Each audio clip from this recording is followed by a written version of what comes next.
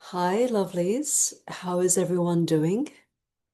We are in the middle of a powerful eclipse period of death, rebirth, that I hope that many of you listening are navigating with grace and ease. What's come up is the power of rites of passage, particularly pilgrimage as a rite of passage that can truly awaken deeper levels of remembrance of our highest timelines as initiates in the living mystery schools throughout the world. I'm so excited to be offering a Magdalene Flame Egypt retreat in March next year, together with my lovely co-facilitator, Molly Magdalene. We will be presenting something about that in the coming weeks, so stay tuned for that. And as we were preparing and reflecting on our own experiences of traveling to sacred sites for sacred pilgrimage, we were reflecting on how it has transformed us individually and how it can be such a catalyst into awakening soul remembrance of lifetimes as a priestess, as a healer or a priest, as an oracle, as an initiate. And we may get glimpses of these aspects of ourselves as we walk on these lands, we walk on these grids, because these grids hold codings that are within our DNA, just waiting to be reawakened within us as a soul remembrance. We already have the codes for those lands within us, and yet they might be dormant or not yet fully awakened. So we might find ourselves feeling a call to certain places in the world simply to awaken the codes that we have within us as we merge our physical field, our energy fields merge with the actual grid location of those sacred sites. And this can be powerfully transformative, healing.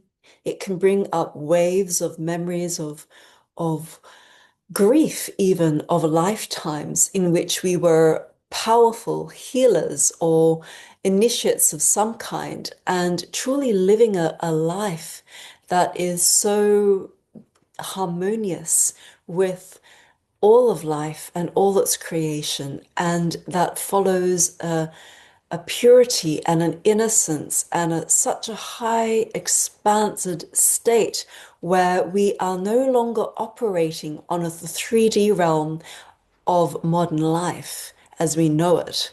We were operating in these higher states of consciousness in which telepathy was natural, communing with the elementals, with the unseen realms, with the star beings, with the ancestors, with the land, with the spirit guides, was completely natural to all of us, where we were able to utilize our higher gifts and abilities in ways in which we may have forgotten through being born into these times, into certain cultural environments that, of course, have dumbed us down or at least numbed us into forgetfulness. That's just how it is. But the beauty of pilgrimage to sacred sites, powerful sacred sites that are alive with the serpent lines, with the serpent energy, the Kundalini energy of the earth, powerful dragon lines or ley lines, such as Avalon, which is also connected to Egypt, connected to Australia, connected to South America. They're all connected. It is a global network. And there are certain locations where these grids are most potent and they continue to evolve and awaken. For many places have, of course, become dormant and also require us to awaken them through the codes of remembrance that we bring to these grids. For just as we are living sentient beings, Gaia, Mother Earth, is a living sentient being, and she too holds codes of remembrance that are waiting to be awakened. Now, who comes first, the chicken or the egg? We shall leave that for another time.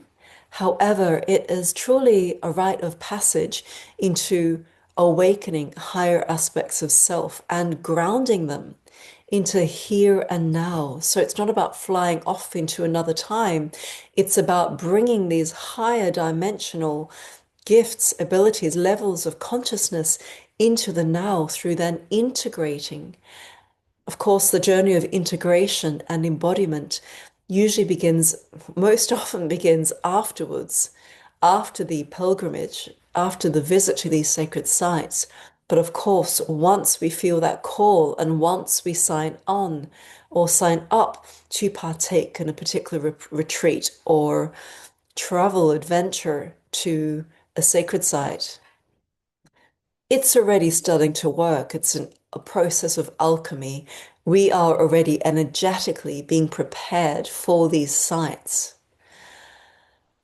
There's so much more I can share with you on this, but I'm going to wait until Molly and I come on very soon in the next few weeks, and I shall, of course, be posting about that.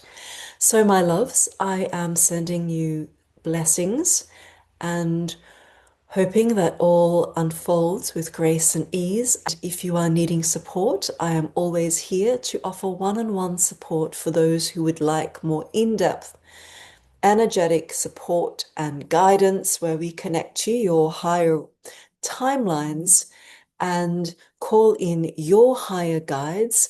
And together with my higher guides, we will facilitate the profound healing experience, offering channeled guidance and energy healing for you. My loves, with blessings. Bye.